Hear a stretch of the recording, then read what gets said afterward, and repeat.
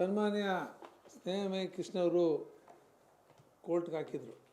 C B ಐಗೆ ಕೊಡಬೇಕು ಅಂಥೇಳಿ ಕೋರ್ಟ್ಗೆ ಹಾಕಿದರು. ಇವತ್ತು ಅರ್ಜಿ ವಜಾ ಆಗಿದೆ. ನಾನು ಸಹ ನೋಡಿದೆ ಮಾಧ್ಯಮಗಳ ಮೂಲಕ. ಕೋರ್ಟು ಆದೇಶನ ಪ್ರತಿಯೊಬ್ಬರು ಗೌರವಿಸಬೇಕು.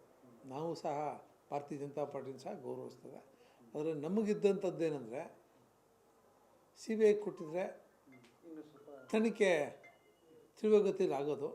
ಆ ಕಾರಣದಿಂದ ನಾವು ಸಹ ಭಾರತೀಯ ಜನತಾ ಪಾರ್ಟಿಯವರು ಸಿ ಬಿ ಐ ಕೊಡಬೇಕಂತಕ್ಕಂಥ ಒತ್ತಾಯವನ್ನು ಈ ಸಂದರ್ಭದಲ್ಲಿ ನಾವು ಮಾಡಿದ್ದು. ಇವತ್ತು ಕೋರ್ಟ್ ಆದೇಶಕ್ಕೆ ನಾವೆಲ್ಲರೂ ಸಹ ತಲೆಬಾಗೋಣ ಅಂತಕ್ಕಂಥದ್ದನ್ನ ಈ ಸಂದರ್ಭದಲ್ಲಿ ಹೇಳಕ್ಕೆ ಇಚ್ಛೆಪಡ್ತೀನಿ. ಅಲ್ಲ, ಎಲ್ಲೊಂದು ಕಡೆ ಈಗ ಕೋರ್ಟಲ್ಲೂ ಅಂದರೆ ಸಿದ್ದರಾಮಯ್ಯ ಅವ್ರ ತನಿಖೆನೇನಾದ್ರು ಲೋಕಾಯುಕ್ತದವರು ಸರಿಯಾಗಿ ನಡೆಸ್ಕೋತಾ ಇಲ್ವಾ? ಲೋಕಾಯುಕ್ತದ ಬಗ್ಗೆನೂ ನಂಗೆ ಗೌರವ ಇದೆ. ಆದರೆ ಇವತ್ತು ಲೋಕಾಯುಕ್ತ ಯಾರಿಗೆ ತನಿಖೆ ಮಾಡ್ತಿದೆ ಅಂತಕ್ಕಂಥದ್ದು ಭಾಳ ಪ್ರಮುಖವಾದಂಥ ವಿಚಾರ. ಇವತ್ತು ರಾಜ್ಯದ ಮುಖ್ಯಮಂತ್ರಿಗಳಿಗೆ ಒಬ್ಬ ತನಿಖಾಧಿಕಾರಿ ಅವ್ರು ಬಂದರೆ ಇವತ್ತು ಅವ್ರ ಮುಂದೆ ಅವ್ರ ಮನೆಗೆ ಎಲ್ಲೋ ಒಂದು ಕಡೆ ಕರೆಸಿ ಅವರು ಶ್ರೀಮತಿಯವ್ರನ್ನ ತನಿಖೆ ಮಾಡುವಂಥದ್ದು, ಮತ್ತು ಅಲ್ಲೆಲ್ಲೋ ಅವ್ರ ಇನ್ಫ್ಲುಯೆನ್ಸ್ಗೆ ಒಳಗಾಗುವಂಥದ್ದು ಇದೆಲ್ಲ ಹಾಗೇ ಆಗುತ್ತೆ. ಅದಕ್ಕೋಸ್ಕರ ಲೋಕಾಯುಕ್ತದ ಬದಲಾಗಿ ನಾವು ಸಿ ಬಿ ಐ ಕೊಟ್ಟಿದ್ರೆ ಬಹುಶಃ ಒಳ್ಳೆಯ ರಿಸಲ್ಟ್ ನಮಗೆ ಬರ್ತಿತ್ತು. ಸಾವಿರಾರು ಕೋಟಿ ಲೂಟಿ ಆಗಿರ್ತಕ್ಕಂಥದ್ದು ಉಳಿತಿತ್ತು. ನಮ್ಮ ಒತ್ತಾಯ ಇವತ್ತೂ ಸಹ ಇದೆ.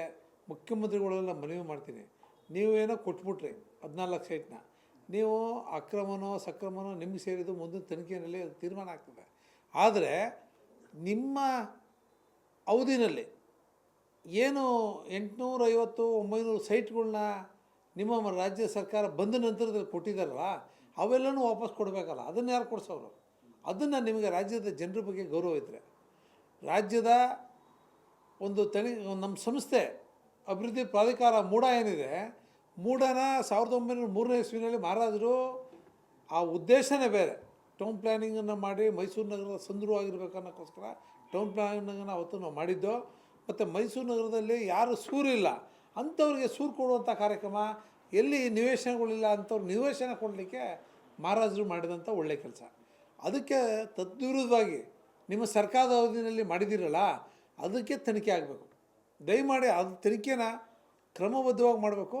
ನೀವು ವಾಲಂಟ್ರಿಯಾಗಿ ನೀವು ಕೊಟ್ಟಿದ್ದೀರಿ, ಅಲ್ಲೂ ಸಹ ಕರೆ ಕೊಡಿ.